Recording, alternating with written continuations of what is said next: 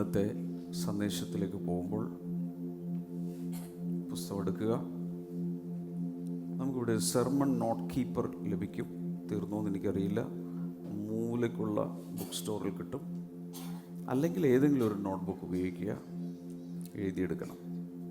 B witnesses, സാക്ഷികളാകുക. സാക്ഷികളാകുക.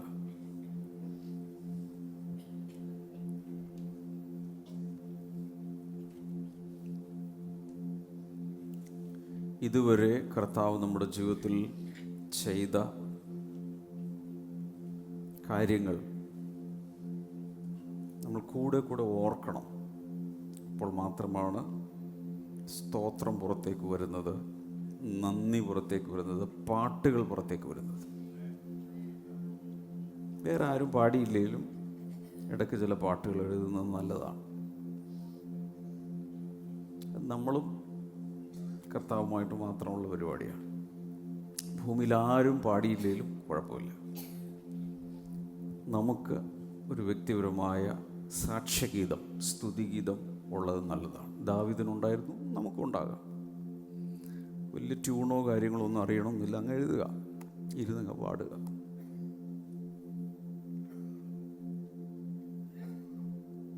നൂറ്റിമൂന്നാം സങ്കീർത്തനം 2-ാം വചനത്തിൽ പറയുന്നത്, Bless the Lord, O my soul, and forget not all his benefits.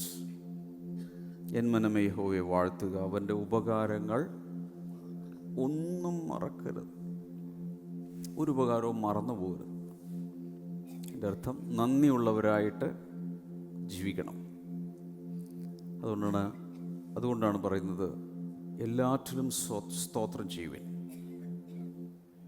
നന്ദി പറഞ്ഞ് സ്തോത്രം ചെയ്യുന്നൊരു സ്വഭാവം നമുക്കുണ്ടായിരിക്കണം.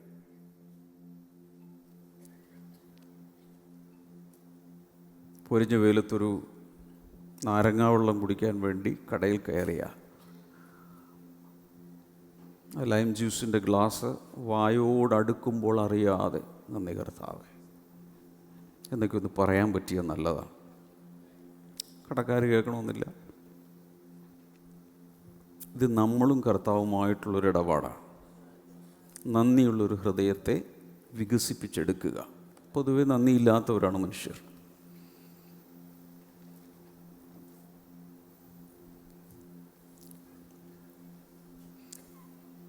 ദൈവം നമ്മുടെ ജീവിതത്തിൽ ചെയ്ത കാര്യങ്ങൾ വേറൊരാളുമായി പങ്കുവയ്ക്കുമ്പോൾ അതിനെ നമ്മൾ വിളിക്കുന്നതാണ് സാക്ഷ്യം.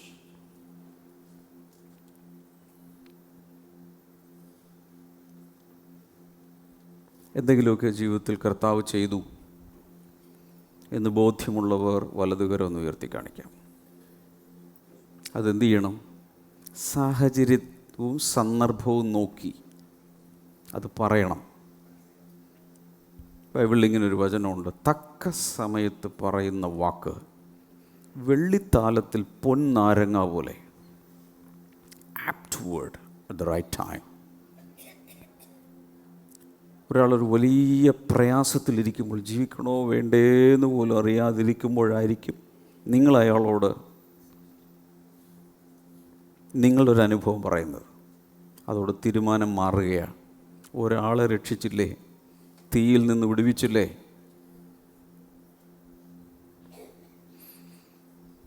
വലതുകരം ഉയർത്തി പറയുക, എൻ മനമേ യഹോവയെ വാഴ്ത്തുക, അവൻ്റെ ഉപകാരങ്ങളൊന്നും മറക്കരുത്. നമ്മുടെ ചെറുതായിട്ട് നമുക്ക് തോന്നുന്നത് പോലും മറക്കാതിരിക്കാൻ ഒന്നുകിൽ എഴുതി വെക്കണം, അല്ലെങ്കിൽ കൂടെ കൂടെ പറയണം. അപ്പോസ്തല പ്രവൃത്തികൾക്ക് 28 അധ്യായങ്ങളുണ്ട്. 9-ാമത്തെ അധ്യായത്തിലാണ് ശൗൽ എന്ന് പറയുന്നൊരു വ്യക്തി പ്രത്യക്ഷനാകുന്നത്. അതിനുശേഷം ശൗൽ എന്ന് പറയുന്ന അദ്ദേഹത്തിൻ്റെ ഹീബ്രു നെയിമാണ്. എന്നാൽ അദ്ദേഹത്തിന് തന്നെ ഗ്രീക്ക് നെയിമുണ്ട്, റോമൻ നെയിമുണ്ട്. അതാണ് പോൾ. കാരണം താനൊരു റോമൻ സിറ്റിസനായിട്ടാണ് ജനിച്ചത്. എന്നാൽ എബ്രായ റൂട്ട്സ് അദ്ദേഹത്തിനുണ്ട്. അതുകൊണ്ട് 2 പേരുകൾ കാണുന്നു, ശൗൽ പോൾ, സോൾ പോൾ. 2 ലാംഗ്വേജിലാണത്. അദ്ദേഹത്തിൻ്റെ ശുശ്രൂഷ നോക്കിയാൽ നമുക്ക് മനസ്സിലാകുന്നത് കൂടെ കൂടെ തൻ്റെ സാക്ഷ്യം താൻ പറയുന്നുണ്ട്. അതായത് തനിക്കുണ്ടായ എൻകൗണ്ടർ, ദമസ്കോസിലേക്ക് ക്രിസ്ത്യാനികളെ പീഡിപ്പിക്കാൻ വേണ്ടി പോകുമ്പോൾ നട്ടുച്ചയ്ക്ക് സൂര്യനെ കവിയുന്ന വെളിച്ചത്തിൽ അവൻ ഇറങ്ങി വന്നെന്നും ഞാൻ താഴെ വീണെന്നും എന്നോട് കൂടെയുള്ളവർ ശബ്ദം കേട്ടു വരുമെന്നും കണ്ടില്ല. അതിനുശേഷം അനന്യാസ് എന്ന് പറയുന്നൊരു മനുഷ്യൻ എനിക്ക് വേണ്ടി പ്രാർത്ഥിച്ചു. എനിക്ക് മാറ്റമുണ്ടായി. ഒരിക്കൽ സഭയെ പീഡിപ്പിച്ചവനാണ് ഞാൻ, പക്ഷേ ഇന്ന് സഭകൾ സ്ഥാപിക്കുന്നവനായ ദൈവം എന്നെ മാറ്റി. ഞാൻ ക്രിസ്തുവിനെ ഒത്തിരി ഉപദ്രവിച്ചു, എന്നാൽ ഇനി ക്രിസ്തുവിന് വേണ്ടി മരിക്കാൻ ഞാൻ നടക്കുന്നു. ഇത് തന്നെ രാജാക്കന്മാരുടെ മുമ്പിലും സാധാരണക്കാരുടെ മുമ്പിലും ആരെ കിട്ടിയാലും അദ്ദേഹം പറയും, ഇന്നൊരു തീരുമാനം എടുക്കാമോ? ഉള്ളത് പറഞ്ഞാൽ മതി, ഇല്ലാത്ത ഒന്നും ഉണ്ടാക്കണ്ട. ഇതുപോലുള്ളൊരു വലിയ സൂപ്പർ നാച്ചുറൽ എക്സ്പീരിയൻസ് ഉണ്ടായിട്ടില്ലായിരിക്കാം, പക്ഷെ നിങ്ങൾക്കുള്ള സാക്ഷ്യത്തിന് ശക്തിയുണ്ട്. Your testimony has power.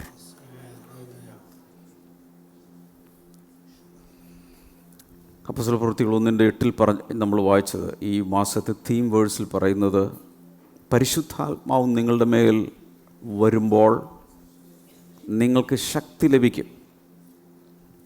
അതിനുശേഷം എല്ലാ ഞായറാഴ്ചയും മുടങ്ങാതെ ബ്ലെസ്സിങ് സെൻറ്ററിൽ പോയി വിശ്വസ്തയോടെ സ്തോത്ര കാഴ്ചയ്ക്കിട്ട് കഞ്ഞിയും കുടിച്ച് വീട്ടിൽ പോകാനാണോ പറഞ്ഞത്? എന്താണ് പറഞ്ഞതെന്ന് എന്നോട് പറ. യെരുശലേമിലും യഹൂദ്യയിലും ശമരിയയിലും ഭൂമിയുടെ അറ്റത്തോളവും എൻ്റെ സാക്ഷികളാണ്. അപ്പോൾ നമ്മൾ യെരുശലേമിൽ പോകണോ സാക്ഷിയാണ്? യെരുശലേമിൽ പോകേണ്ട. യെരുശലേം എന്നവിടെ ഉദ്ദേശിക്കുന്നത് നമ്മുടെ ലൊക്കാലിറ്റിയാണ്. എന്നെ ദൈവം എവിടെ വെച്ചിരിക്കുന്നു, നട്ടിരിക്കുന്ന, അതാണ് എൻ്റെ യെരുശലേം. അവിടെയാണ് ആദ്യം സാക്ഷിയാകേണ്ടത്.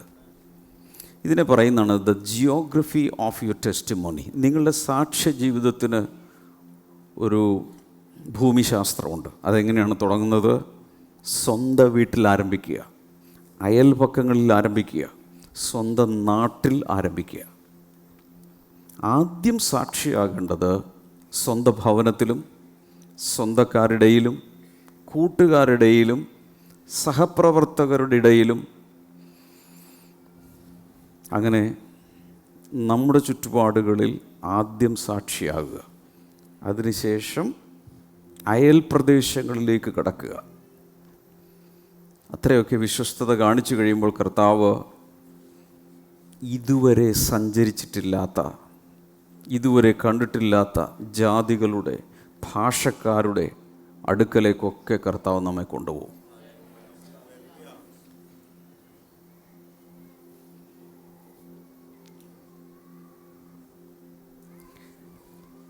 അപ്പോൾ കർത്താവ് പറഞ്ഞ ഓർഡർ മറക്കരുത്. ആദ്യം യെരുശലേം, പറയാമോ? അതിനുശേഷം യഹൂദ്യ, പറഞ്ഞ ശമരിയ, ഭൂമിയുടെ അറ്റത്തോളം. 1-ാം അധ്യായത്തിലാണ് കർത്താവ് അത് പറയുന്നത്. എന്തു പറഞ്ഞു? നിങ്ങൾ ഇതുപോലെയാണ് സാക്ഷിയാകേണ്ടത്. 2-ാം അധ്യായം മുതൽ അതേ പാറ്റേണിലാണ് ഈ അപ്പോസ്തലന്മാർ സാക്ഷികളായത്. എങ്ങനെയാണെന്ന് പറയാം. 2-ാം അധ്യായം മുതൽ 7-ാം അധ്യായം വരെ അവർ യെരുശലേമിൽ സാക്ഷിയായി. 8 മുതൽ 12 വരെയുള്ള അധ്യായങ്ങളിൽ യഹൂദ്യയിലും ശമരിയിലും സാക്ഷികളായി. ആ ഫ്രെയിമൊക്കെ ഒന്ന് മാറ്റി കൊടുക്കാം അതനുസരിച്ച് പ്ലീസ്. ഇവിടെ നോക്കുക. അപ്പോസ്തലപ്രവൃത്തിയിൽ 2:7 മുതൽ യെരുശലേമിൽ സാക്ഷികളായി. 8 മുതൽ 12 വരെയുള്ള അധ്യായങ്ങളിൽ അവർ യഹൂദ്യയിലും ശമരിയയിലും സാക്ഷികളായി. 13 മുതൽ 28 വരെയുള്ള അധ്യായങ്ങളിൽ അവർ ലോകത്തിൻ്റെ അറ്റത്തോളവും പോയി. ഇതിനെ പറയുന്ന പേരാണ് സാക്ഷികളാകുന്നതിൻ്റെ ഭൂമിശാസ്ത്രം. ആഗ്രഹമുള്ള എത്ര പേരുണ്ട്? ഇതിൻ്റെ ഒരു പ്രിൻസിപ്പിളുണ്ട്, ഫസ്റ്റ് ഹോം നോട്ട് റോം. എന്ന് വെച്ചാൽ ആദ്യം എവിടെയാണ് സാക്ഷിയാകേണ്ടത്? ഏറ്റവും അവസാനമാണ് പൗലോസ് റോമിൽ സാക്ഷിയാകുന്നത്. എന്ന് വെച്ചാൽ അന്നത്തെ ലോകത്തിൻ്റെ ക്യാപിറ്റൽ. പക്ഷെ എവിടെ തുടങ്ങി? പൗലോസിൻ്റെ യെരുശലേം എന്ന് പറയുന്നത് തർശോസ് എന്ന് പറയുന്ന സ്ഥലമാണ്. അവിടെയാണ് അവൻ ജനിച്ചു വളർന്നത്. അവിടെയാണ് അവൻ ആദ്യം സാക്ഷിയായത്. അതിനുശേഷം അടുത്ത സ്ഥലങ്ങളിലേക്ക് കൊണ്ടുപോയി. ഇന്നത്തെ ആരാധനയിൽ എല്ലാവരും നേരെ ഇരിക്കാം. നേരെ ഇരിക്കാം. ഇന്നത്തെ ആരാധനയിൽ സർവ്വസഭകളിലും ഒരു അഭിഷേകം ഇറങ്ങും.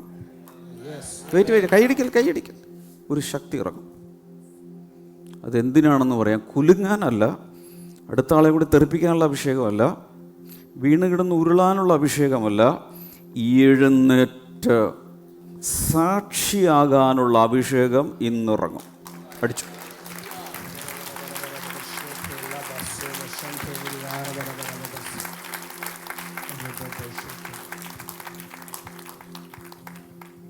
താളെ തോണ്ടി വിളിച്ചിട്ട് പറയാം, ആദ്യം വീട്ടിലും നാട്ടിലും. നോർത്ത് ഇന്ത്യയിൽ പോകാൻ വരട്ടെ, യുഗാണ്ടയിൽ പോകാൻ വരട്ടെ. ആദ്യം എവിടെയാണ്? വീട്ടിലും നാട്ടിലും ആദ്യം സാക്ഷിയാകണം. എന്നിട്ട് വേണം അടുത്തടുത്ത പ്രദേശങ്ങളിലേക്ക് പോയി സാക്ഷിയാകാൻ. Anybody interested? കൈകൾ ഉയർത്തി സമർപ്പിച്ച് പ്രാർത്ഥിക്കാം. കർത്താവേ, എൻ്റെ മേൽ ഇന്ന് പകരുന്ന ശക്തിയിൽ ഞാൻ എൻ്റെ വീട്ടിലും നാട്ടിലും അയൽപക്കങ്ങളിലും എല്ലാം അങ്ങയുടെ സാക്ഷിയാകാനും അടുത്ത പ്രദേശങ്ങളിൽ സാക്ഷിയാകാനും ലോകത്തിൻ്റെ അറ്റത്തോളവും എൻ്റെ സാക്ഷിയാകാനും സഹായിക്കണമേ.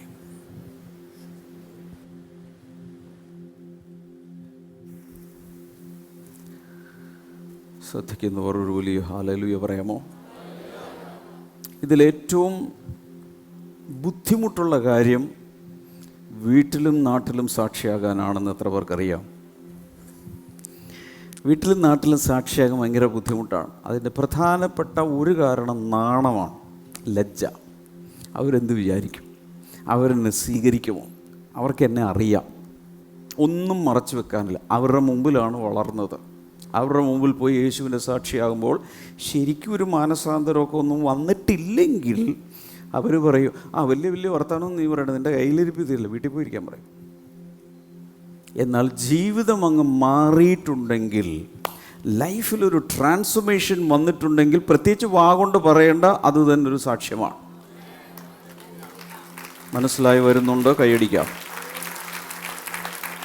ആ കൈയടിക്കുന്ന കൂട്ടത്തിൽ പറ, കർത്താവ് എന്നെ മാറ്റണമേ, എന്നെ രൂപാന്തരപ്പെടുത്തണേ എന്ന് പറഞ്ഞുകൊണ്ടങ്ങ് അടിച്ചു.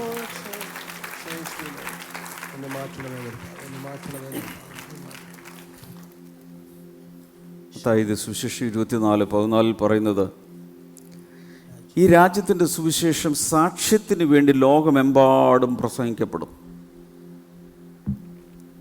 പങ്കുചേരാൻ താല്പര്യമുള്ള ആരെങ്കിലും ഉണ്ടോ? ലോകമെമ്പാടും ഒരുപക്ഷെ ഒരാൾക്ക് തന്നെ എല്ലാം പറയാൻ പറ്റില്ല. പക്ഷേ എവിടെ ദൈവം എന്നെ കൊണ്ടുപോകുന്നു അവിടെ ഞാൻ സാക്ഷിയാണ്.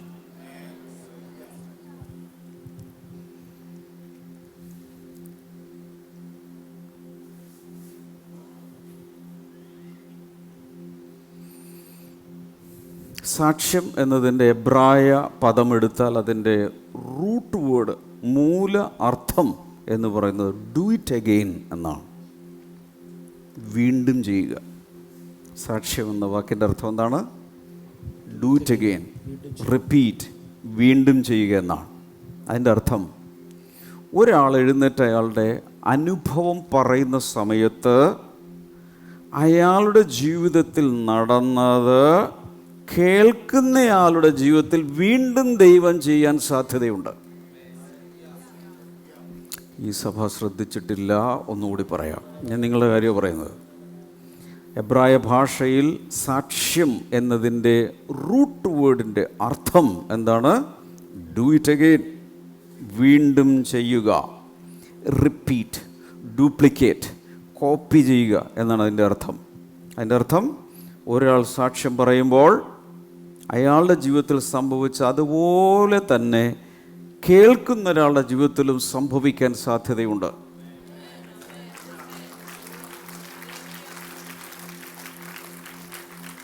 ഞാൻ കേട്ടിട്ടുള്ള ഒരു കാര്യം പറയാം.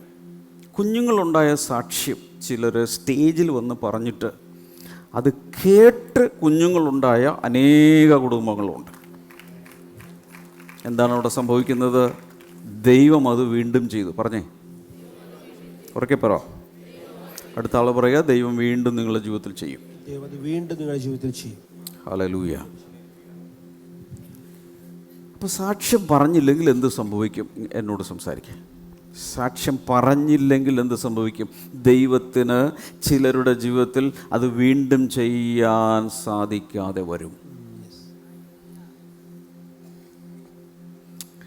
ചുരുക്കി പറഞ്ഞാൽ, എൻ്റെ വായ് സാക്ഷ്യം പറയാതെ അടക്കി വെച്ചാൽ എന്ത് സംഭവിക്കും? പലരുടെയും ജീവിതത്തിലുള്ള ദൈവപ്രവൃത്തിയെ ഞാൻ തടുക്കുകയാണ്. എത്ര പേർ തീരുമാനിക്കും? വാതോരാതെ കിട്ടുന്ന അവസരങ്ങളിലെല്ലാം ഞാൻ യേശുവിനെക്കുറിച്ച് പറയും. എൻ്റെ ജീവിതത്തിൽ അറിഞ്ഞത്, കേട്ടത്, മനസ്സിലാക്കിയത് ഞാൻ മറ്റുള്ളവരുമായി പങ്കുവയ്ക്കും. അപ്പോൾ അവരുടെ ജീവിതത്തിൽ കർത്താവ് വീണ്ടും ചെയ്യും. ഹല്ലേലൂയ. സാക്ഷ്യം പറയുമ്പോൾ പലരുടെ അകത്തുള്ള വിശ്വാസം റോക്കറ്റ് പോലെ കുതിച്ചു വരും. ബസ്സിലിരുന്ന് സാക്ഷ്യം പറയാം, ബസ് സ്റ്റോപ്പിൽ സാക്ഷ്യം പറയാം, ചന്തയിൽ സാക്ഷ്യം പറയാം, ജോലി സ്ഥലത്ത് സാക്ഷ്യം പറയാം, കണ്ടുമുട്ടുന്നവരോടെല്ലാം യേശുവിനെ കുറിച്ച് പറയാം. പറയുന്ന സമയത്ത് എന്തോ എനിക്കറിഞ്ഞൂടെ എൻ്റെ ഉള്ളിൽ വരുന്നു, ഇതൊരു വിപ്ലവമായി മാറാൻ പോവുക. ഇതൊരു വിപ്ലവമായി മാറാൻ പോകും. ഇതൊരു വിപ്ലവമായി, ഇതൊരു ലൈഫ് സ്റ്റൈലായി മാറാൻ പോവുക. ഏറ്റെടുക്കുന്നവരുടെ ജീവിതത്തിൽ ഇതൊരു വലിയ ലൈഫ് സ്റ്റൈലായി മാറാൻ പോവുകയാണ്. യെശയ്യാവിൻ്റെ പുസ്തകം 43:10 പറയുന്നു, നിങ്ങൾ എൻ്റെ സാക്ഷികളാകുന്നു. അപ്പോസ്തലപ്രവൃത്തിയിൽ 1:8 യേശു പറയുന്നു, നിങ്ങൾ എൻ്റെ സാക്ഷികളാകണം. എബ്രായലേഖനം 12:1 പറയുന്നു, സാക്ഷികളുടെ ഇത്ര വലിയ സമൂഹം. പറ, എല്ലാവരും പറയുന്നില്ലല്ലോ. സാക്ഷികളുടെ എ ക്ലൗഡ് ഓഫ് വിറ്റ്നസസ്. അതെപ്പോഴാണ് പറഞ്ഞെന്നറിയാമോ? എബ്രായലേഖനം 11-ാം അധ്യായത്തിൽ അനേകരെ ഇങ്ങനെ നിരത്തി കൊണ്ടുവന്ന ശേഷം 12 ആദ്യം പറയുകയാണ്, സാക്ഷികൾ ഇത്ര വലിയ സമൂഹം നമുക്ക് ചുറ്റും നിൽക്കുന്നത് കൊണ്ട് ഓട്ടം ഓടിക്കോളാം. ഹല്ലേലൂയ. കഴുത്തിങ്ങനെ ഉയർത്തി ചുറ്റും നോക്കിയേ, ചുറ്റും ഇരിക്കുന്നവരെയൊക്കെ ഒന്ന് നോക്കിയേ. ഇതൊക്കെ എന്താണ്? ഇന്ന് ജീവിച്ചിരിക്കുന്ന സാക്ഷികളുടെ സമൂഹമാണ് ഇതിൽ ഇരിക്കുന്നത്. ആ സാക്ഷികളുടെ വലിയൊരു സമൂഹത്തിന് മുമ്പിലാണ് ഞാൻ നിൽക്കുന്നത്. എല്ലാവർക്കും ചില സാക്ഷ്യങ്ങളുണ്ട്. ഇത് വായടക്കി വെക്കരുത്, പോയി പറയുക. Let him do it again. കർത്താവ് അത് വീണ്ടും ചെയ്യട്ടെ, ചെയ്യട്ടെ, ചെയ്യട്ടെ.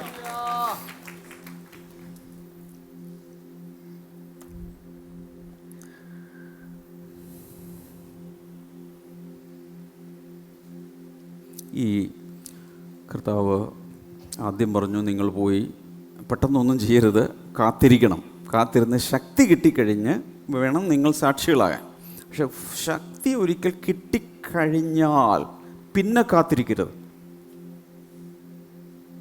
ഒരു ട്രെയിനിങ് കിട്ടിയിട്ട് പോവാം, ഒരു 3 വർഷം ബൈബിൾ സ്കൂളിൽ പോയി പഠിച്ചിട്ട് പോവാം എന്ന് വിചാരിച്ചാൽ ജീവിതത്തിൽ നീ പോകാൻ പോകുന്നില്ല.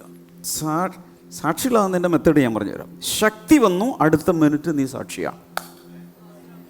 ശക്തി വന്നാൽ അടുത്ത സെക്കൻഡിൽ സാക്ഷിയാകണം. അതാണ് അപ്പോസ്തലപ്രവൃത്തികൾ അപ്പർ റൂമിൽ അല്ലേ, ആ മാളിക മുറിയിൽ ശക്തി കിട്ടി, ഉടൻ തന്നെ അവർ താഴേക്ക് ഇറങ്ങി സാക്ഷിയായി.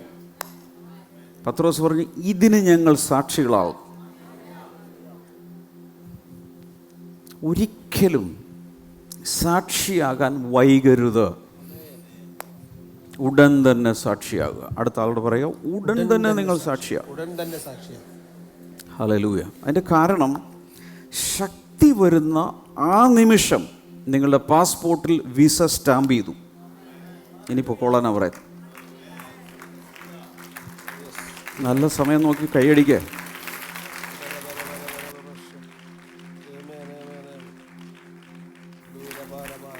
ഹല്ലേലൂയ. ലൂക്കോസിൻ്റെ സുവിശേഷം 15-ാം അധ്യായത്തിൽ 3 ഉപമകൾ കർത്താവ് പറയുന്നു. എല്ലാം നഷ്ടപ്പെട്ടതിനെ തിരിച്ചു കിട്ടിയ ഉപമകളാണ്. അതിൽ അവസാനത്തേത് 11-ാമത്തെ വചനം മുതൽ താഴേക്ക് പറയുന്നൊരു ഭാഗമുണ്ട്. അവിടെയാണ് ധൂർത്തപുത്രൻ്റെ ഉപമ, അഥവാ നഷ്ടപ്പെട്ട മകൻ്റെ ഉപമ. ഒന്ന് പറഞ്ഞു നോക്കിയേ. നഷ്ടപ്പെട്ടു പോയ മകൻ്റെ ഉപമ ഞാൻ ഇടക്കൊന്ന് കയറി പറയുകയാണ്. ഇവിടെ ഇരിക്കുന്ന ഏതെങ്കിലും അപ്പനമ്മമാർ മക്കളെ ഓർത്ത് മക്കൾ വിട്ടുപോയി, മക്കൾ നഷ്ടപ്പെട്ടു പോയി എന്ന് പറഞ്ഞ് വിഷമിക്കുന്ന ആരെങ്കിലും ഇന്നത്തെ ആരാധനയിൽ ഇവിടെയോ എവിടെയെങ്കിലും ഉണ്ടെങ്കിൽ ഒരു ദൂത് ശക്തമായി പരിശുദ്ധാത്മാവിൽ ഞാൻ വിളിച്ചു പറയുന്നു, നഷ്ടപ്പെട്ടു പോയ മക്കൾ തിരിച്ചു വരും. അതൊരു ദൂതായിട്ടെടുത്തു. നഷ്ടപ്പെട്ട മക്കൾ, പുത്രന്മാർ, പുത്രിമാർ.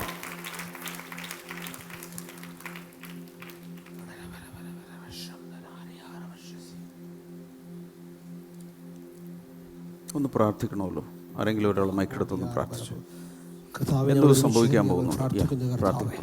കർത്താവെ, ഭവനത്തിൽ നിന്നും, ആത്മീക ഭവനത്തിൽ നിന്നും, സ്വന്തം ഭവനങ്ങളിൽ നിന്നും കർത്താവെ നഷ്ടപ്പെട്ടു പോയ തലമുറകൾ മടങ്ങി വരട്ടെ എന്ന് ഞങ്ങൾ പ്രാർത്ഥിക്കുന്നു. കർത്താവെ, ഹല്ലേലൂയ, വലിയൊരു അനുതാപം ഉണ്ടാകട്ടെ.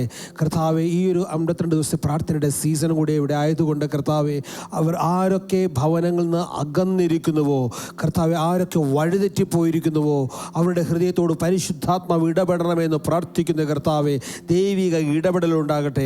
അവരുടെ യാത്രാ മധ്യേ, അവരുടെ ജീവിത മധ്യേ പൗലോസിനോട് കർത്താവ് ഇടപെട്ടതുപോലെ ചില ഇടപെടലുകൾ ഉണ്ടാകട്ടെ, മനസ്താപങ്ങൾ ഉണ്ടാകട്ടെ, തിരിച്ചു വരലുകൾ ഉണ്ടാകട്ടെ എന്ന് ഞങ്ങൾ പ്രാർത്ഥിക്കുന്നു. കർത്താവേ, ഹല്ലേലൂയ, ഹല്ലേലൂയ. ഭവനങ്ങളിലേക്ക് കോളുകൾ വരട്ടെ, ഭവനങ്ങളിലേക്ക് കർത്താവ് മടങ്ങി വരുന്ന കാഴ്ചകൾ, സാക്ഷ്യങ്ങൾ യേശുവിന്റെ നാമത്തിൽ.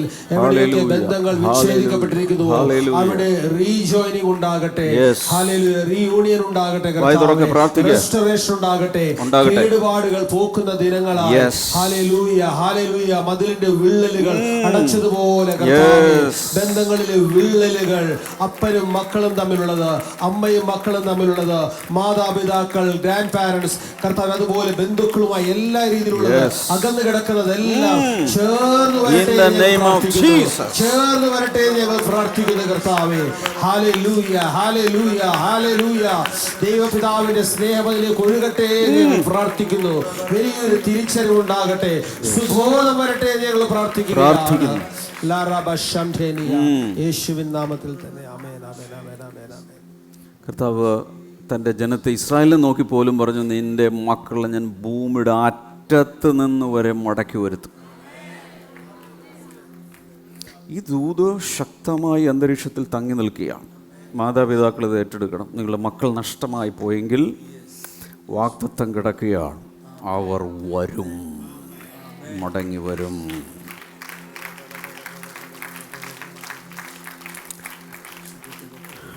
ഞാൻ സാക്ഷ്യങ്ങളൊക്കെ കേൾക്കാൻ വേണ്ടി റെഡിയാണ്. മക്കൾ വന്നതിൻ്റെ, മടങ്ങി വന്നതിൻ്റെയൊക്കെ സാക്ഷ്യം. ഇനി തുടർന്ന് ശ്രദ്ധിക്കുക.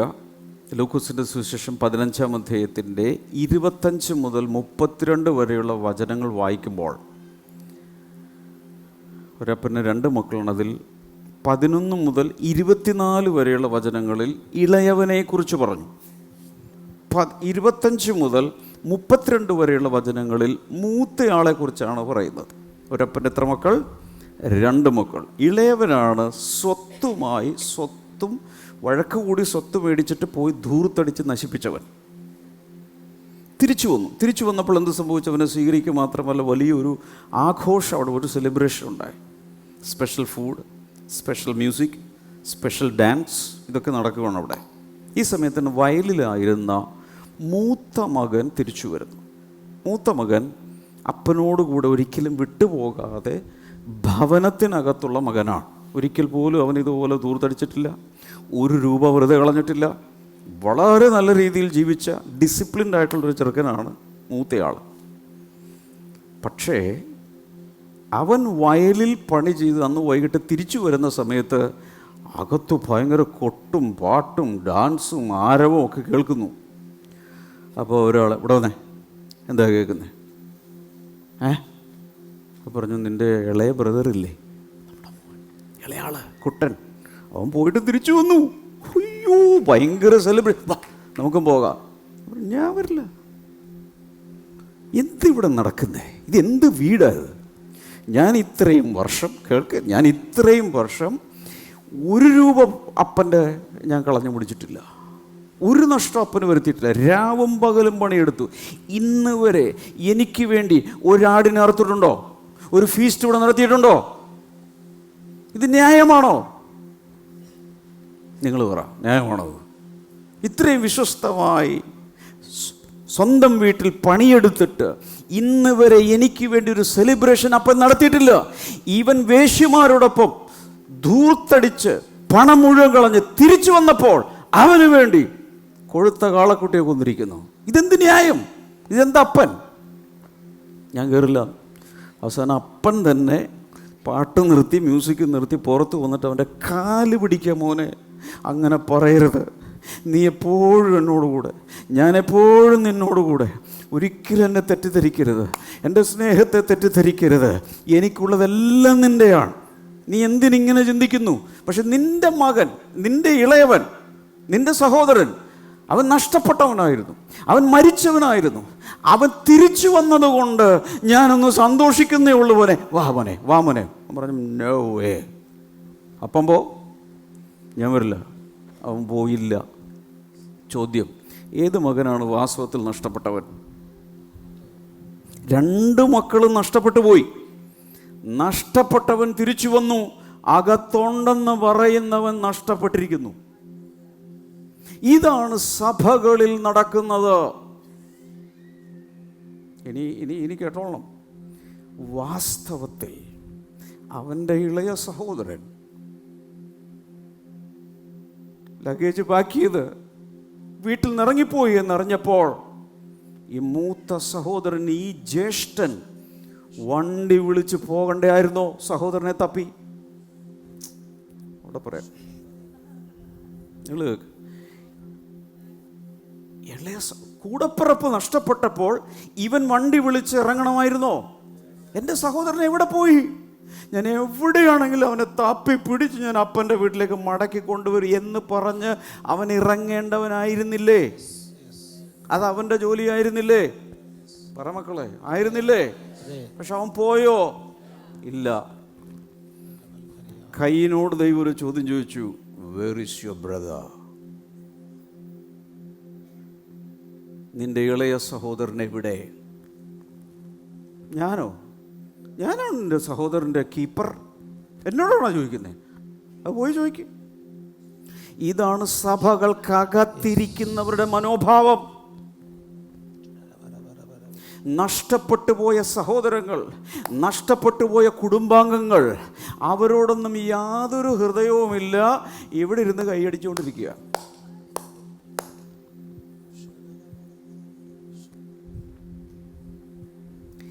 ഇവിടെ നോക്ക്, ഒരു ദിവസം കണ്ടില്ല, 2 ദിവസം കണ്ടില്ല, ഒരാഴ്ചയായിട്ട് അവനെ കാണുന്നില്ല. ആ സമയത്ത് ഹൃദയമുള്ള ചേട്ടനായിരുന്നെങ്കിൽ ഈ പരിപാടി നിർത്തി പോയി അവിടെ ചെന്ന് അവൻ സാക്ഷിയാവണ്ടേ? അവനെ മടക്കി കൊണ്ടുവരണ്ടേ? പറമക്കളെ, വേണ്ടേ? ആ ഹൃദയമല്ലേ അവനുണ്ടാകേണ്ടിയിരുന്നത്? ഇതിനെ പറയുന്ന പേരാണ് ദ എൽഡർ സൺ സിൻഡ്രോം. എന്ന് വെച്ചാൽ മൂത്ത മകൻ്റെ ഒരു മനോഭാവം സഭകൾക്കകത്ത്, അനേകർക്കകത്ത് പിടിച്ചിരിക്കുകയാണ്. അവർക്ക് ഇത്രയേ ഉള്ളൂ, പോയവൻ പോട്ടെ, ദൂർത്തടിച്ചവൻ പോട്ടെ, അവൻ്റെ ദമ്മാടിത്തരം കൊണ്ടല്ല അവനത് സംഭവിച്ചത്, അവൻ അവിടെ പന്നിയുടെ കൂട്ടിലിരുന്ന് ജീവിതം തീർക്കട്ടെ, ബാക്കിയുള്ളതെല്ലാം എൻ്റെ അല്ലേ സ്വത്ത്, ഞാനിവിടെ ഇരുന്ന് അനുഭവിച്ചോളാം. അടുത്തത്, അവൻ പോയില്ല, സാക്ഷിയായില്ല, അവനെ തിരഞ്ഞു പിടിച്ചില്ല, തിരിച്ചു കൊണ്ടുവന്നുമില്ല. പക്ഷെ വന്നപ്പോൾ അവന് ദേഷ്യം വന്നു. എന്തിനീ തെമ്മാടിയെ തിരിച്ചു വീട്ടിൽ കയറ്റി? ഇതാണ് പലപ്പോഴും സംഭവിക്കുന്നത്. വർഷങ്ങളായി സീനിയോറിറ്റി പറയുന്ന പലർക്കും പുതിയതായി പലരും വരുന്നത് ഇഷ്ടമല്ല. അതിന് കാരണം എന്താണെന്ന് വെച്ചാൽ, ഇപ്പോൾ കുറച്ച് നാളായിട്ട് പാസ്റ്റർ ഞങ്ങളെ മൈൻഡ് ചെയ്യാറില്ല, കുറച്ച് പുതിയ ആളുകൾ വന്നിട്ടുണ്ട്, അവരുടെ പുറകെയാണ് പാസ്റ്റർ നടക്കുന്നതെന്ന് പറയുന്നത്. അംബ്രോസ്പൂറൊക്കെ അവരുടെ കൂടെയാണ്. ഞങ്ങൾ ഇത്രയും വർഷം രാവിലെ വന്നു, ഇവിടെ വോളണ്ടിയറായിട്ട് നിന്നു, ഇവിടെ പാത്രം കഴുകി, ഞങ്ങൾ കർത്തൃമേശ ഉണ്ടാക്കി, ഞങ്ങൾ കഞ്ഞി വിളമ്പി, ഇത്രയും നാൾ നിന്നിട്ട് ഞങ്ങളോടൊരു സ്നേഹമുണ്ടോ? ഈ പുതുതായി വന്നവരോടല്ലേ ഇപ്പോൾ ഈ ശുശ്രൂഷകർക്കൊക്കെ സ്നേഹം. ഇതിൻ്റെ പേരാണ് എൽഡർ സൺ സിൻഡ്രോം, മൂത്ത മകൻ്റെ മനോഭാവം. ഞങ്ങളിവിടെ പണ്ട് തുടങ്ങിയുള്ളതാണ്. ടൈം പാസ്സൊക്കെ വരുന്നതിന് മുമ്പ് ഞങ്ങളിവിടെ ഉണ്ട് എന്ന് പറയുന്നവരാണ് അധികവും. ഞങ്ങൾ പണ്ടേ ഉള്ളത്.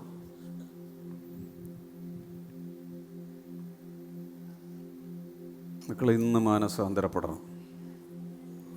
ഇന്ന് നഷ്ടപ്പെട്ടു പോയ നമ്മുടെ അനുജന്മാർ, നമ്മുടെ അനുജത്തിമാർ, നമ്മുടെ സഹോദരങ്ങൾ, അവരെ തേടി ഒന്നിറങ്ങാൻ ഒരു ഹൃദയം നമുക്കുണ്ടാകണം.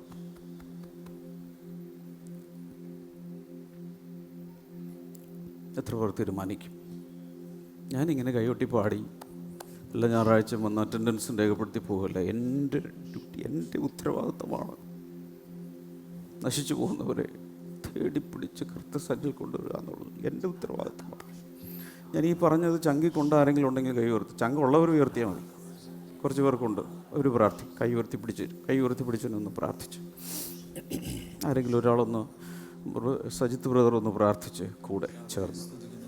കർത്താവേ, ഞങ്ങൾ ഒരുമിച്ച് ചേർന്ന് ദൈവസന്നിധിയിൽ പ്രാർത്ഥിക്കുന്ന കർത്താവേ, ദൈവമേ, ഞങ്ങളുടെ സഹോദരന്മാർ, ഞങ്ങളുടെ കുടുംബക്കാർ, കർത്താവേ, ഞങ്ങളുടെ ഭവനം നഷ്ടപ്പെട്ടു പോകാൻ ഇടയാകാതെ കർത്താവേ, ഞങ്ങളാരും കർത്താവേ മുന്നമേ വന്നവരെന്ന മനോഭാവം വെച്ച് പുലർത്താതെ കർത്താവെ, ഞങ്ങളുടെ സഹോദരന്മാരെ കർത്താവെ അവർക്ക് വേണ്ടി പ്രാർത്ഥിക്കാനും ഉപവസിക്കാനും അവരോട് ചേർന്ന് അവർ നഷ്ടപ്പെട്ടു പോകാതെ കർത്താവെ അവരെ മടക്കി കൊണ്ടുവരാനും അവരോടൊപ്പം ആനന്ദിക്കാനും കർത്താവെ അവിടുന്ന് ഞങ്ങളെ സഹായിക്കണമേ. കർത്താവെ, ഞങ്ങളെല്ലാം കർത്താവെ കൂട്ടായ്മയിലുള്ളപ്പോൾ തന്നെ നഷ്ടപ്പെട്ടു പോകുന്നവരാകാതെ കർത്താവെ, ദൈവമേ, ഞങ്ങൾ നിൽക്കുന്നവരെങ്കിലും വീഴാതിരിപ്പാൻ സൂക്ഷിപ്പാൻ കർത്താവെ ഞങ്ങളെല്ലാവരെയും സഹായിക്കണമേ എന്ന് ഞങ്ങൾ പ്രാർത്ഥിക്കുന്നു. കർത്താവെ, ആ സ്നേഹം കർത്താവെ വിതറി തന്ന ദൈവത്തിൻ്റെ ആ ഒരു വലിയ മഹാസ്നേഹത്തെ കർത്താവെ ദർശിക്കാൻ, ചേർന്ന് നിൽക്കാൻ കർത്താവെ ഞങ്ങൾ മാത്രമല്ല ഞങ്ങളോട് കൂടെയുള്ള എല്ലാവരെയും ചേർത്ത് പിടിക്കാൻ കർത്താവെ അവിടുന്ന് ഞങ്ങളെ സഹായിക്കണമേ എന്ന് ഞങ്ങൾ പ്രാർത്ഥിക്കുന്നു. ഈ ദിവസങ്ങളിൽ ഞങ്ങളോട് കൂടെ കർത്താവെ വന്നിട്ട് കാണാത്ത പലരെയും തേടിപ്പോയി അവരെ മടക്കി കൊണ്ടുവരാൻ അവിടുന്ന് ഞങ്ങളെ സഹായിക്കണമേ.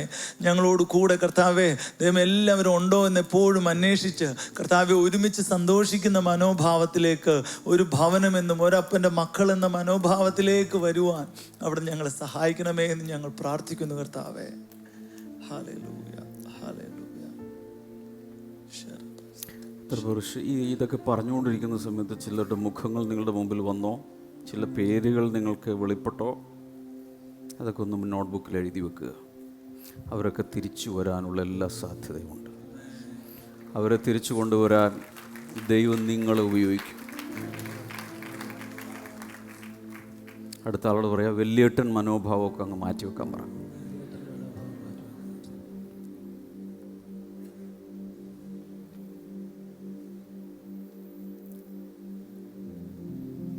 ഈ 52 ദിവസം രാവിലെ ഉച്ചയ്ക്കും വൈകിട്ടുമൊക്കെ വലിയ പ്രാർത്ഥന നടത്താം.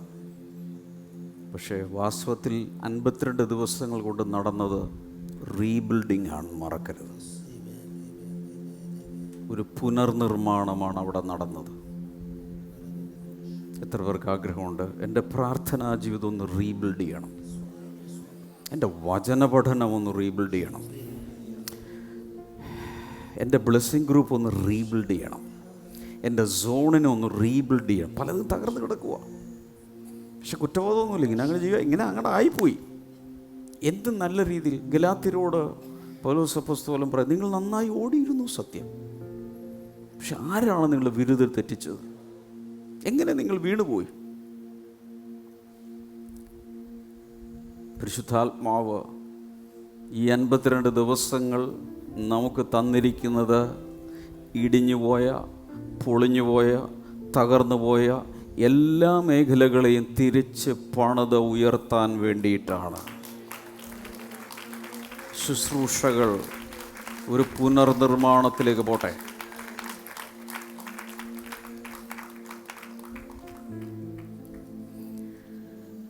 ഇനി ഇവരാരും പ്രാർത്ഥിക്കേണ്ടതെന്ന് ചങ്കിൽ കൈവച്ചൊന്ന് അവരവർക്ക് വേണ്ടി ഒന്ന് പ്രാർത്ഥിച്ച് എൻ്റെ ശുശ്രൂഷ ഒന്ന് തിരിച്ച് പണിയാൻ എന്നെ ഒന്ന് സഹായിക്കണം. എൻ്റെ സുശേഷകളൊന്ന് തിരിച്ച് പണിയാൻ എന്നെ സഹായിക്കണമേ. കുറിച്ചുള്ള ആ ഭാരം നഷ്ടപ്പെട്ടു പോയെങ്കിൽ അതൊന്ന് തിരിച്ചു പിടിക്കാൻ എന്നെ സഹായിക്കണമേ. അങ്ങനെ കൊച്ചു കൊച്ചു വാക്കുകൾ, പ്രാർത്ഥനകൾ ഒന്ന് ഉരുവിട്ടൊന്ന് ദൈവത്തോട് ഒന്ന് പ്രാർത്ഥിക്കാൻ തുടങ്ങി. വലിയൊരു മാറ്റം ഉണ്ടാകട്ടെ, വലിയൊരു മാറ്റം ഉണ്ടാകട്ടെ.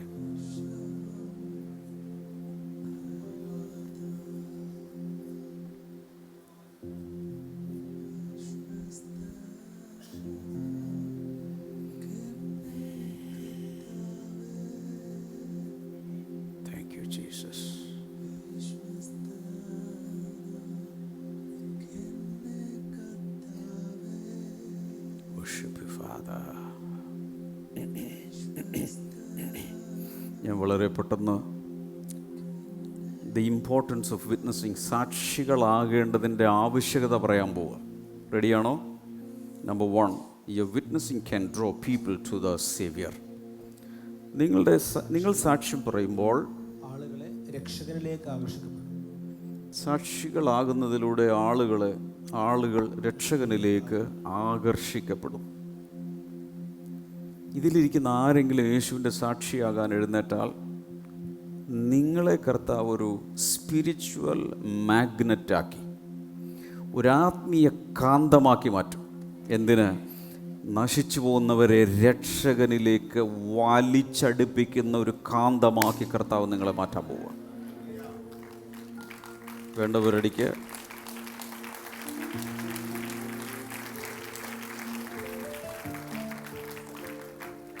ഹല്ലേലൂയ. ഇവിടെ യോഹന്നാൻ്റെ സുവിശേഷം 1-ാം അധ്യായത്തിൻ്റെ 32 മുതൽ 34 വരെ വായിക്കുമ്പോൾ യോഹന്നാൻ പിന്നെയും സാക്ഷ്യം പറഞ്ഞത്. യോഹന്നാൻ സ്നാപകൻ സാക്ഷ്യം പറഞ്ഞേ. യോഹന്നാൻ സ്നാപകൻ എന്ത് ചെയ്തു? സാക്ഷ്യം പറഞ്ഞു. എന്താണ് സാക്ഷ്യം പറഞ്ഞത്? അതിന് താഴെ എഴുതിയിട്ടുണ്ട്, ആത്മാവ് പ്രാവ് പോലെ സ്വർഗത്തിൽ നിന്ന് ഇറങ്ങി വരുന്നത് ഞാൻ കണ്ടു, അത് അവൻ്റെ മേൽ വസിച്ചു. അടുത്ത ഫ്രെയിമിലേക്ക് പോകാം പ്ലീസ്. വേണ്ട. പരിശുദ്ധാത്മാവ് വരുന്നത് ഞാൻ കണ്ടതുകൊണ്ട് എനിക്ക് നേരത്തെ അറിയില്ലായിരുന്നു, പക്ഷേ ഇപ്പോൾ എനിക്ക് മനസ്സിലായി ഇവനാണ് രക്ഷകൻ. അതുകൊണ്ട് ഞാൻ സാക്ഷിയാണ്. ഇവനെ അത്രേ ദൈവം തിരഞ്ഞെടുത്തിരിക്കുന്നത്. ഇവിടെ നോക്കിയേ, യോഹന്നാൻ സ്നാപകൻ്റെ ഒറ്റ സാക്ഷ്യം നിമിത്തമാണ് ജനങ്ങൾ യേശുവിലേക്ക് തിരിഞ്ഞത്. ഇതാ ദൈവത്തിൻ്റെ കുഞ്ഞാട്, ലോകത്തിൻ്റെ പാപങ്ങളെ ചുമക്കുന്ന ദൈവത്തിൻ്റെ കുഞ്ഞാട് എന്ന് പറഞ്ഞുകൊണ്ട് സർവ്വജനവും രക്ഷകനിലേക്ക് തിരിഞ്ഞ ഒരു മൊമെൻ്റ് ഏതായിരുന്നു? യോഹന്നാൻ സ്നാപകൻ പറഞ്ഞ സാക്ഷ്യം. അതുവരെ യേശുവിനെ ആരും അറിയില്ല. അപ്പോൾ ഒരു സാക്ഷ്യത്തിൻ്റെ വില മനസ്സിലായോ? ജനങ്ങളെ ആകർഷിക്കുവാനുള്ള ഒരു വലിയ ശക്തി, ഒരു പുള്ളിങ് പവർ സാക്ഷ്യത്തിനുണ്ട്. അതുവരെ യേശുവിനെ ആർക്കറിയാം? യേശുവിൻ്റെ ശുശ്രൂഷയുടെ ആരംഭത്തിൽ അവൻ രോഗസൗഖ്യം നൽകിയിട്ടില്ല, അത്ഭുതങ്ങൾ ചെയ്തിട്ടില്ല, ഒന്നും ചെയ്തിട്ടില്ല. യേശുവിൻ്റെ ശുശ്രൂഷയെ ലോഞ്ച് ചെയ്തത് ആരായിരുന്നു? എന്തായിരുന്നു? യോഹന്നാൻ്റെ സാക്ഷ്യമാണ്. ഇത് കേൾക്കുകയല്ല. അതിനുശേഷം നമുക്കറിയാം തൻ്റെ ശിഷ്യന്മാർ പോലും യേശുവിൻ്റെ പുറകെ പോയി. അങ്ങനെയാണ് യേശുവിൻ്റെ ശുശ്രൂഷ തുടങ്ങുന്നത്. നിങ്ങളിവിടുന്ന് പുറത്തിറങ്ങി വളരെ പ്രയാസപ്പെടുന്ന ചിലരെ കണ്ടിട്ട്, വാ ഞാൻ കാണിച്ചു തരാം, ഒരാളെ ഞാൻ കാണിച്ചു തരാം, ആ ആൾക്ക് നിങ്ങളെല്ലാ പ്രശ്നവും മാറ്റാൻ പറ്റും എന്ന് പറഞ്ഞുകൊണ്ട് കൂട്ടായ്മയിലേക്ക് കൊണ്ടുവന്ന് യേശുവിനെ പരിചയപ്പെടുത്തിയാൽ എന്ത് സംഭവിക്കും? ആ ആൾ കർത്താവിലേക്ക് ആകർഷിക്കപ്പെടും. ശരിയാണ് ഞാൻ പറയുന്നത്? കൈകളൊന്നടിച്ച് കർത്താവിന് നന്ദി പറ.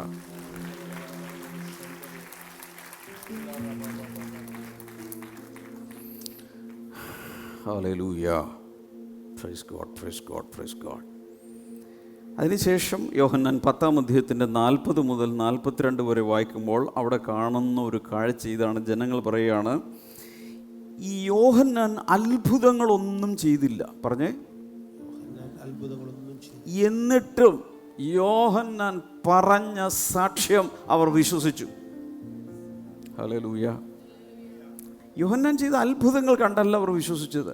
യോഹന്നാൻ ഒറ്റ കാര്യം സിമ്പിളായിട്ട് പറഞ്ഞു, ഞാൻ കണ്ടു, ഇവൻ്റെ മേൽ ആത്മാവ് പ്രാവ് പോലെ ഇറങ്ങുന്നത് ഞാൻ കണ്ടു, പിതാവ് തെരഞ്ഞെടുത്തിരിക്കുന്നവൻ ഇവൻ തന്നെ എന്ന് പറഞ്ഞ സാക്ഷ്യം നിമിത്തം ജനങ്ങൾ മുഴുവൻ യേശുവിൻ്റെ ചുറ്റിലും കൂടി.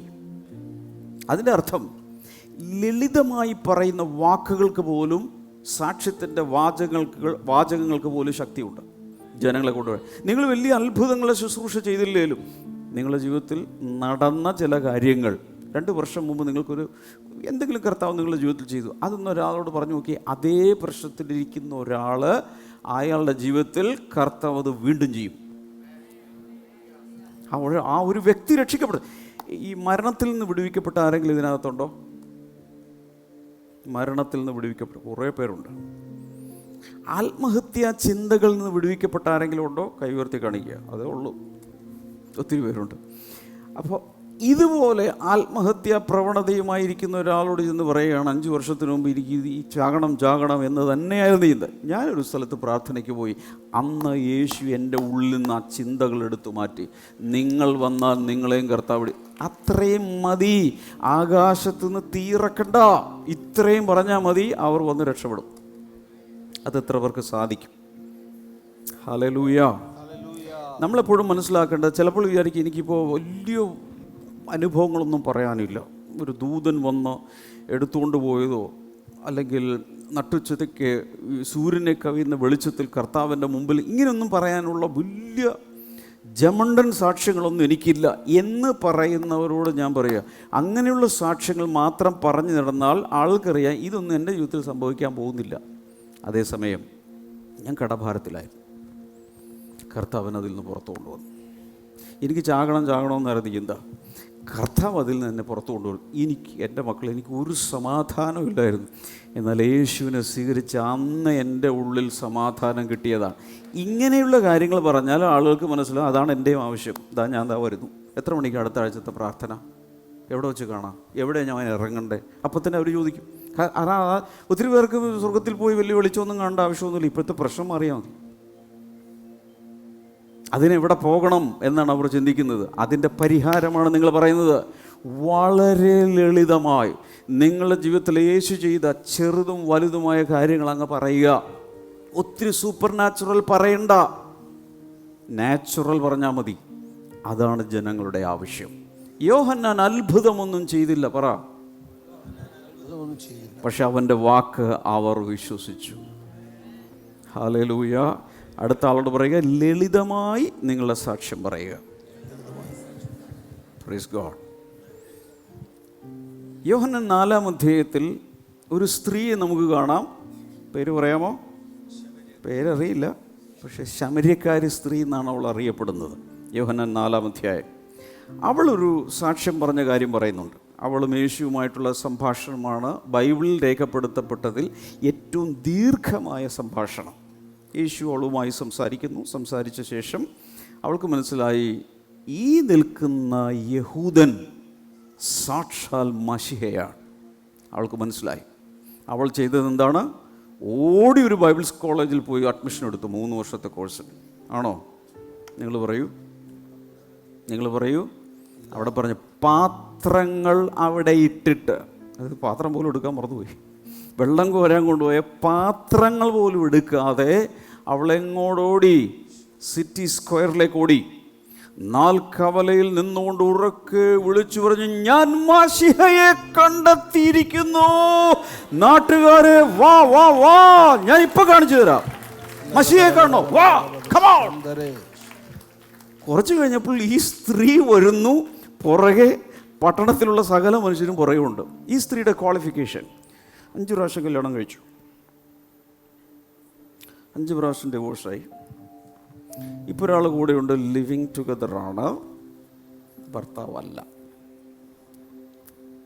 ക്വാളിഫിക്കേഷനാണ് പറഞ്ഞത്. BTH, MTH, PhD അതൊന്നുമല്ല. ഇതാണ് അവളുടെ ക്വാളിഫിക്കേഷൻ. പക്ഷേ അവൾ പറഞ്ഞത് കേട്ട് വിശ്വസിച്ച് ശമര്യ പട്ടണം മുഴുവൻ യേശുവിൻ്റെ അടുക്കൽ വന്നില്ലേ? ഇതാണ് സാക്ഷ്യത്തിൻ്റെ ശക്തി. നിങ്ങൾ എൻ്റെ സാക്ഷിയാകുക. എടാ, നിന്റെ ക്വാളിറ്റിയിലോ ക്വാളിഫിക്കേഷനോ അല്ല ഇത് വർക്ക് ചെയ്ത്. ഇത് പരിശുദ്ധാത്മാവാണ് നീ പറയുന്ന വാക്കുകൾ എടുത്ത് അവരുടെ ഹൃദയത്തിൽ പ്രവർത്തിക്കുന്നത്. നിന്റെ വായ് വിട്ടുകൊടുക്ക്, നിന്റെ നാവിനെ വിട്ടുകൊടുക്ക്. എടാ, നിന്റെ ക്വാളിറ്റിയിലല്ല അവർ വരുന്നത്. യേശു എന്ന രക്ഷകനിലേക്ക് കൊണ്ടുവരാനുള്ള ആത്മീയ കാന്തമായി നീ ഒന്ന് നിന്നുകൊടുത്താൽ മതി. അപ്പോൾ അവർ നിന്റെ പുറകെ വരും. സാക്ഷികൾ ആകർഷിക്കുന്നത് അവരിലേക്കല്ല, പിന്നെ ആരിലേക്കാണ്? യേശുവിലേക്കാണ് ആകർഷിക്കുന്നത്. അതുകൊണ്ട് ക്വാളിറ്റി ഒരു വിഷയമല്ല. എന്നിട്ടും മനസ്സിലായോ? ആവോ കർത്താവേ, എന്നോട് ക്ഷമിക്കണേ. മനസ്സിലായി? എത്ര പേർക്ക് മനസ്സിലായി? ഒത്തിരി പേര് സാക്ഷ്യം പറയാതിരിക്കാനുള്ള കാരണം സാക്ഷ്യം പറയാൻ പറ്റിയൊരു യോഗ്യത എനിക്കുണ്ടോ എന്നാണ് അവർ ചിന്തിക്കുന്നത്. മാത്രമല്ല, ഈ വലിയ വലിയ ആളുകളൊക്കെ പറയുന്ന പോലത്തെ, ഈ ശൗല് പറഞ്ഞ പോലത്തെ, പൗലോസ് പറഞ്ഞ പോലത്തെ സാക്ഷ്യമൊന്നും എനിക്കില്ല. ഈ സാക്ഷ്യം എന്ത് പറയും, എന്ത് സാക്ഷ്യമാണ് പറയേണ്ടത്? എൻ്റെ ജീവിതത്തിൽ അങ്ങനെ വലിയ ഭീകരമായ ഒന്നും സംഭവിച്ചിട്ടില്ല. അതൊന്നും അല്ല പറയേണ്ടത്. ഭീകരം ഒന്നും പറയണ്ട. എന്താണ് പറയേണ്ടത്? നിങ്ങൾക്ക് സമാധാനം കിട്ടിയെങ്കിൽ അത് പറഞ്ഞാൽ മതി. രോഗസൗഖ്യം കിട്ടിയെങ്കിൽ അത് പറഞ്ഞാൽ മതി. ഒന്നും വേണ്ട, രക്ഷ കിട്ടിയല്ലോ അത് പറഞ്ഞാൽ മതി. ഓ ഹല്ലേലൂയ. ആകെ പറയേണ്ടത് ഇത്രയേ ഉള്ളൂ, വന്ന് കാണുമിൻ. പറഞ്ഞേ, വന്ന് കാണുമിൻ. അന്ത്രയോസ് യേശുവിനെ കണ്ട ഉടനെ വീട്ടിലേക്ക് ഒരൊറ്റ ഓട്ടം ഓടിയിട്ട് എന്ത് ചെയ്തു? തൻ്റെ സഹോദരൻ ശിമോനെ വിളിച്ചുകൊണ്ട് വന്നു. പത്രോസ്, ശരിയാണോ? ഫിലിപ്പ് പോയി നഥനയേലിനെ വിളിച്ചുകൊണ്ട് വന്നു. മത്തായി എന്ന് പറയുന്ന ഒരാൾ ടാക്സ് ഡിപ്പാർട്ട്മെൻറ്റിൽ ജോലി ചെയ്യുവാണ്. പുള്ളി പെട്ടെന്ന് റിസൈൻ ചെയ്ത് വീട്ടിൽ പോയിട്ട് ആദ്യം ചെയ്ത പരിപാടി ഒരു ഡിന്നർ അങ്ങ് അറേഞ്ച് ചെയ്തു. എന്നിട്ട് ഫ്രണ്ട്സിനെ, ഫാമിലി എല്ലാവരും അങ്ങ് വിളിച്ചിട്ട് യേശുവിനെ അങ്ങ് വിളിച്ചങ്ങ് പ്രസംഗിപ്പിച്ചു. കൊർന്നല്യോസ് എന്ന് പറയുന്നൊരു പട്ടാളക്കാരൻ, കേട്ടിട്ടുണ്ടോ? അപ്പോസ്തലപ്രവൃത്തികൾ 10-ാം അധ്യായത്തിൽ കൊർന്നല്യോസ് എന്ന് പറയുന്ന ഇത്താലിക്കയിലെ ഒരു പട്ടാളക്കാരൻ തൻ്റെ വീട്ടിലൊരു മീറ്റിംഗ് നടത്തി. എന്നിട്ട് ഗസ്റ്റ് സ്പീക്കറായിട്ട് ആരെ വിളിച്ചു? അത് ദൂതനാ പറഞ്ഞു കൊടുത്തത്, ഇന്ന ആളെ ഗസ്റ്റ് സ്പീക്കറായിട്ട് വിളിക്കുന്നു. ആരെ വിളിച്ചത്? തോൽക്കൊല്ലനായ ശിമോൻ്റെ വീട്ടിൽ പാർക്കുന്ന മറ്റൊരു ശിമോൻ പത്രോസിനെ വിളിച്ചുകൊണ്ടെന്ന് പ്രസംഗിപ്പിച്ചു. അവൻ മൊത്തം രക്ഷിക്കപ്പെട്ടില്ലേ? ഈ പരിപാടി ചെയ്യാനാണ് ഈ പറയുന്നത്. അടുത്ത ആൾ പറയുക, വന്ന് കാണുമിൻ. അതാണ് സാക്ഷ്യത്തിൻ്റെ ശക്തി. Anybody interested? ഇന്നതിനുള്ള കൃപ, അതിനുള്ള ശക്തി ഇരിക്കുന്നവരുടെ മേൽ, ഓരോ ബ്ലെസ്സിങ് ടുഡേ സഭകളിലും ഇരിക്കുന്നവരുടെ മേൽ കർത്താവ് പകരുകയാണ്. ശക്തിയോടെ കൈകൾ അടിച്ച് ആ കൃപ സ്വീകരിക്കുക.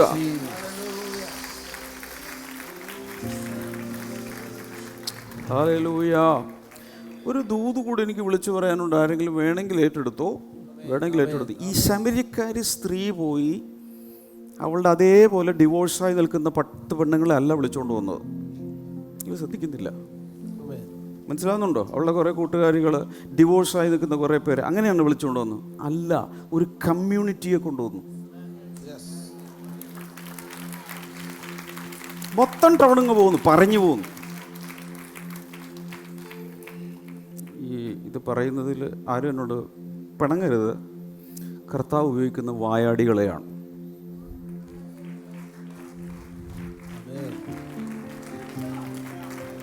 എന്ന് വെച്ചാൽ നന്നായി സംസാരിക്കാൻ, വാക്ചാതുര്യത്തോടെ അത് യേശുവിന് വേണ്ടിയ വാക്കുകൾ പറയാൻ കഴിയുന്ന, അതുകൊണ്ട് സ്ത്രീകളെ കർത്താവ് ഒത്തിരി ഉപയോഗിച്ച് കാണുന്നത്. നമ്മൾ ഉയർത്തെഴുന്നേറ്റപ്പോൾ പോലും പത്രോസിൻ്റെ മുമ്പിൽ കർത്താവ് ആദ്യം പ്രത്യക്ഷപ്പെട്ടില്ല, ഒരു സ്ത്രീയുടെ മുമ്പിലാണ് പ്രത്യക്ഷപ്പെട്ടത്. ഈ സ്ത്രീയുടെ വാക്ക് വിശ്വസിച്ച് വരാനൊരു കാരണമുണ്ട്.